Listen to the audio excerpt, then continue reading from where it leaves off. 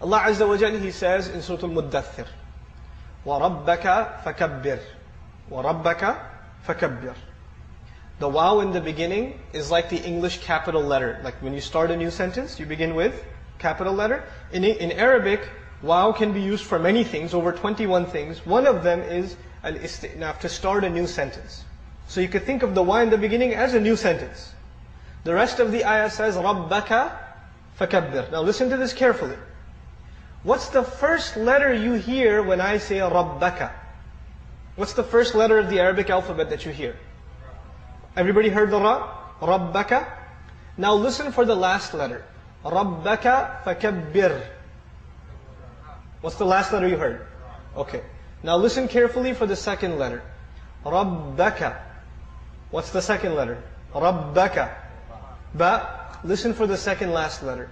رَبَّكَ فَكَبِّرْ. What's the second last letter? Ba. رَبَّكَ. What's the third letter? Kaf. رَبَّكَ فَكَبِّرْ. What's the third last letter? You notice something? It's spelled backwards and forwards the same way. It's spelled backwards and forwards the same way. In English literature, we call this a palindrome. Something that spells backwards and forwards the same way. Like Bob or race car. Race car is an interesting palindrome in English.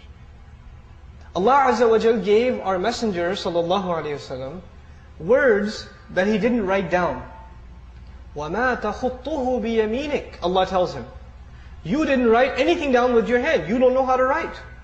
So this is entirely an oral exercise for the Messenger sallallahu alaihi wasallam. And once he says something, he doesn't edit it. He doesn't correct it. That's it. Allah revealed it and that's it. There's no, I didn't mean to say that, let me change the way I said it, etc., etc.